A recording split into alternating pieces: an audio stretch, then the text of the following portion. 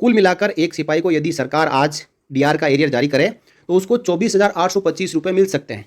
इसी प्रकार यदि एक नाइक की बात करें तो नाइक को ये 26,541 से 28,042 रुपये तक मिल सकते हैं। जय हिंद, नमस्कार दोस्तों कोरोना काल के दौरान 18 महीने का डीए डीआर रोककर जो पैसा बना था उन पैसों को सरकार ने कोविड प्रबंधन के लिए उपयोग में लिया। तब से लेकर अब तक केंद्र सरकार के कर्मचारी और पेंशनर्स मांग कर रहे हैं कि अब देश की आर्थिक स्थिति अच्छी हो गई है और 18 महीने का डीए डीआर एरियर जारी कर देना चाहिए।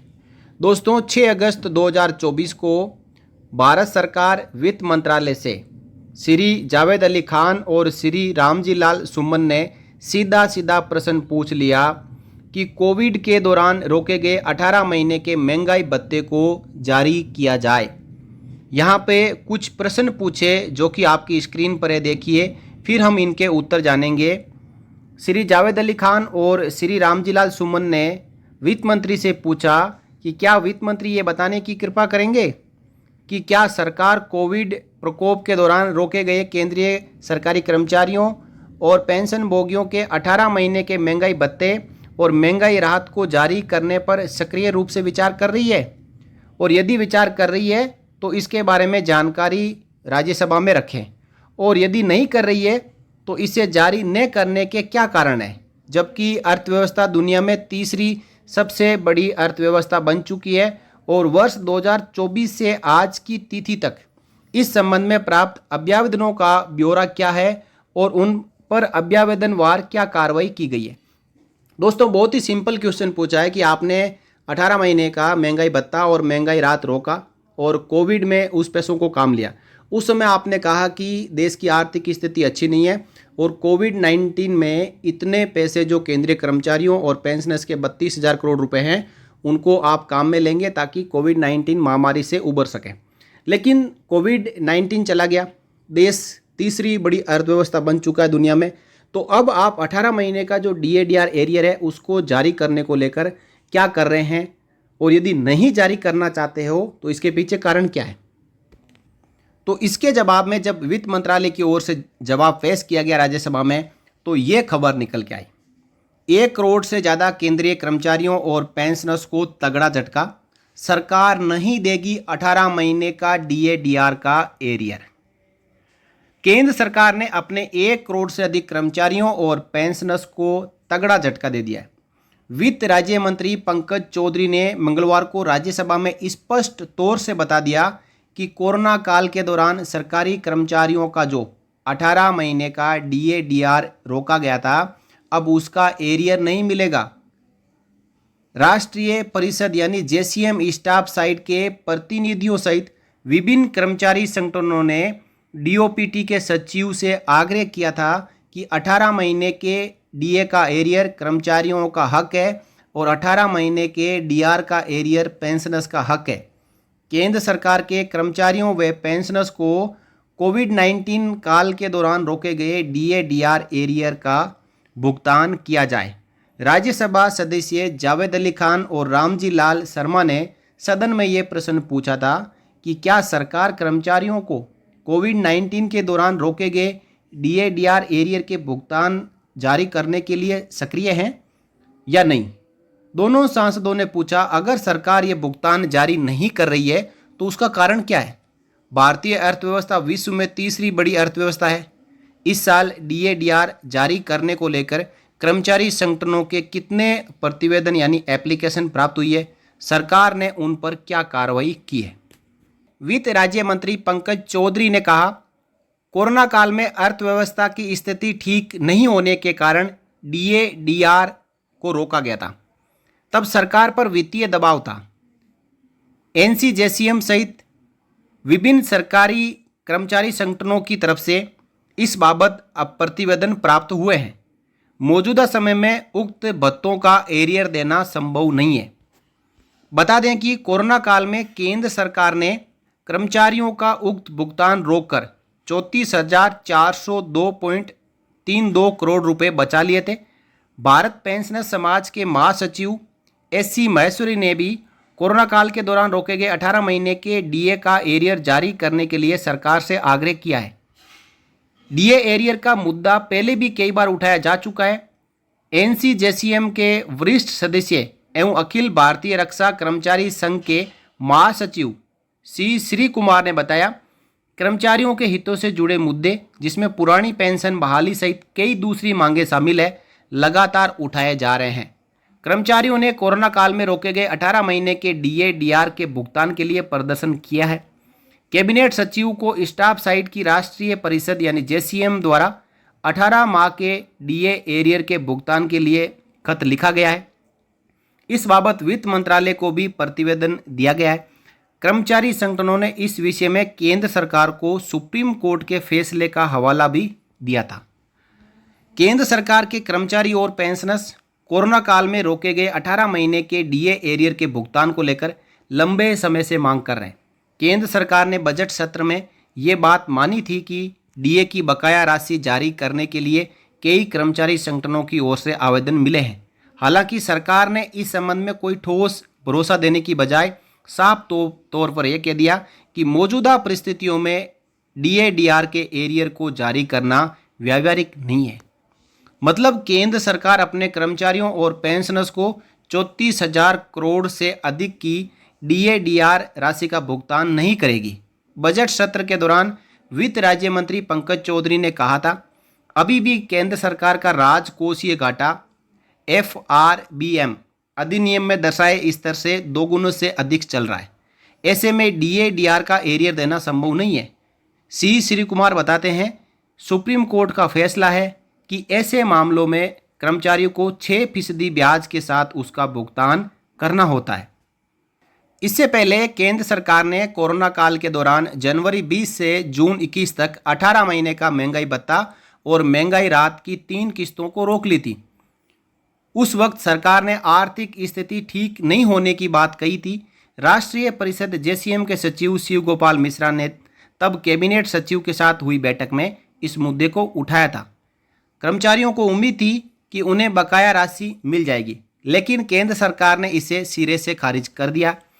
सी श्री कुमार के मुताबिक सरकार के मन में खोट आ चुकी है। केंद्र ने 2020 के प्रारंभ में कोविड-19 की आड़ लेकर सरकारी कर्मचारियों और पेंशनरों की डीए डीआर पर रोक लगा दी थी। उस वक्त कर्मचारियों के 11% डीए का भुगतान रोककर केंद्र सरकार ने करोड़ों रुपए बचा लिए थे।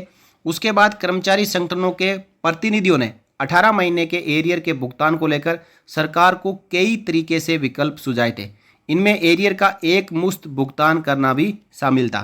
कोरोना काल के बाद केंद्रीय मंत्री अनुराग ठाकुर ने ये घोषणा की थी कि कर्मचारियों को 28% के हिसाब से महंगाई भत्ता मिलेगा। उस वक्त उन्होंने एरियर को लेकर कोई बात नहीं कही। केंद्रीय मंत्री की घोषणा का अर्थ ये था कि बढ़े हुए डीए की दर से 1 जुलाई 2021 से 28% मान ली जाए, यानी 17% पर डीए डीआर पर रोक लगी थी और 18 महीने में ये 6 महीने के ब्लॉक के अनुसार 11% डीए डीआर बढ़ चुका था। पहले 4%, फिर 3%, फिर 4% और ये 11% सरकार ने रोक लिया, जिससे कि सरकार ने अपने खाते में 34,000 करोड़ रुपए डाले। अब उनको कोविड में यूज किया या कहीं और पे यूज किया वो सरकार ही बता सकती है। इसके अनुसार जून 21 और जुलाई 21 के बीच डीए में एकाएक 11% वृद्धि हो गई, जबकि 1.5 साल की अवधि में डीए की दरों में कोई वृद्धि दर्ज नहीं की गई। उस समय डीए डीआर बढ़ाया भी नहीं जा रहा था और अचानक 11% की वृद्धि के साथ 28% पर डीए को घोषित कर दिया गया। 1 जनवरी 20 से लेकर 1 जुलाई 21 तक डीए डीआर फ्रीज कर दिया गया था। कोरोना संक्रमण काल में डीए की 3 किस्त 1 जनवरी 20, 1 जुलाई 20 और 1 जनवरी 21 रोक दी गई थी।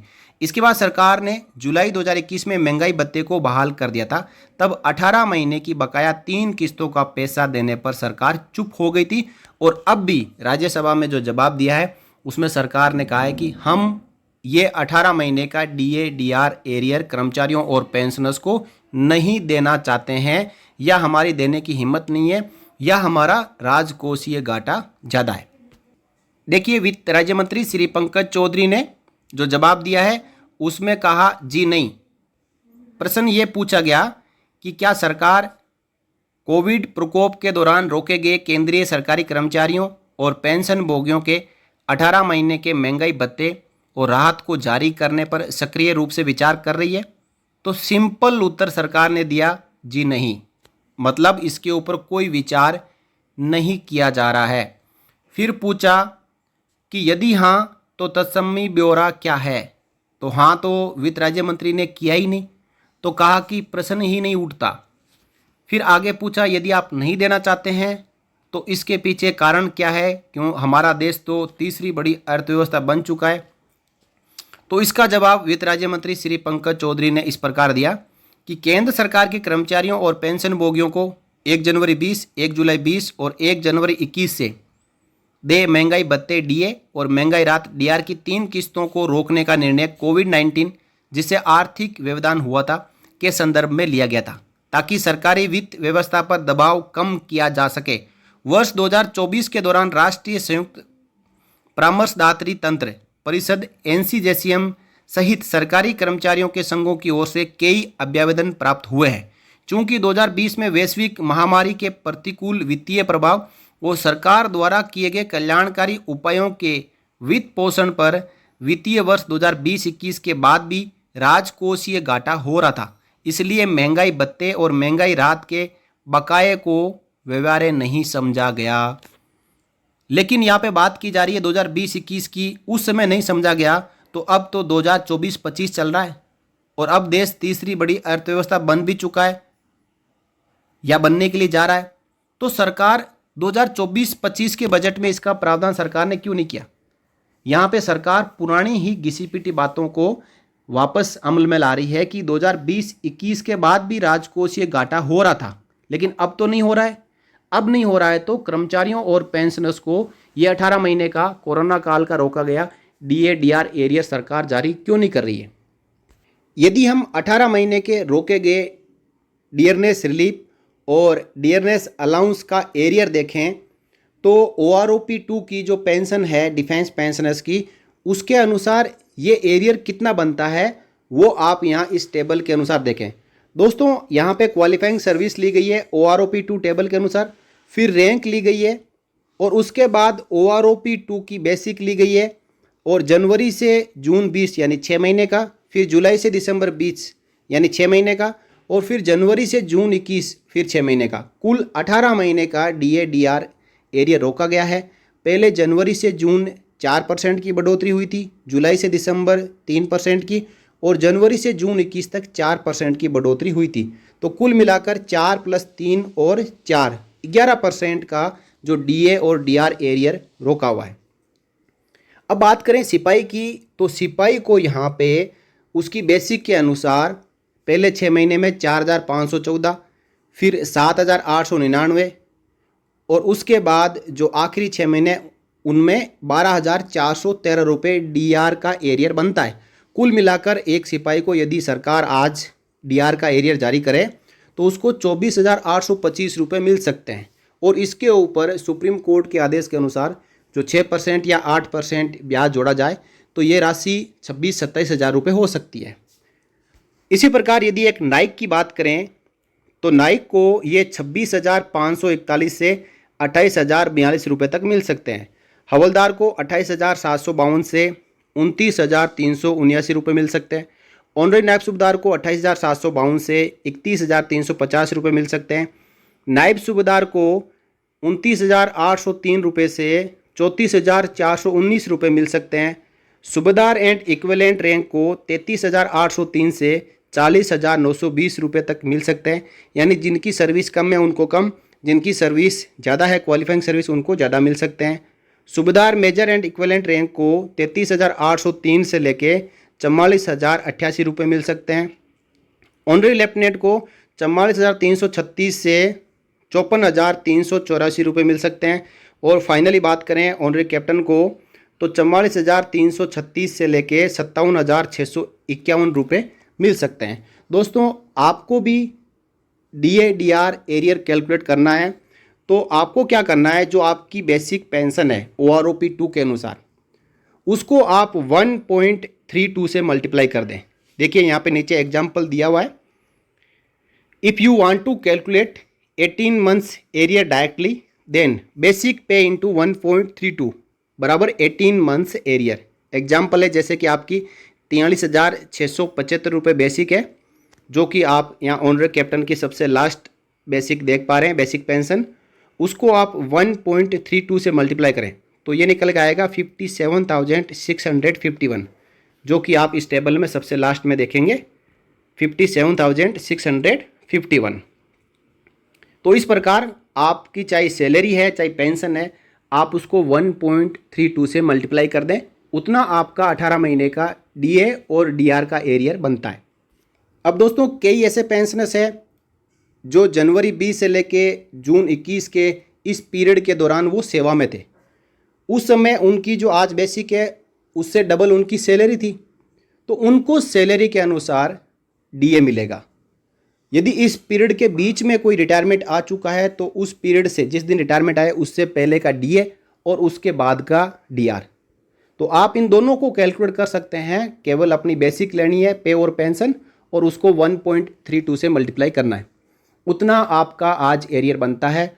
तो आप कमेंट करके बताएं दोस्तों कि क्या सरकार को इस प्रकार अड़ियल रहना चाहिए, या फिर अब जब देश के हालात अच्छे हैं तो कर्मचारियों और पेंशनर्स को भरोसे में लेने के लिए, उनका दिल जीतने के लिए ये 18 महीने का डीए और डीआर का एरियर जारी कर देना चाहिए। दोस्तों आप अपनी राय इस वीडियो के कमेंट बॉक्स में ज़रूर रखें और इस वीडियो को ज़्यादा से ज़्यादा शेयर करें।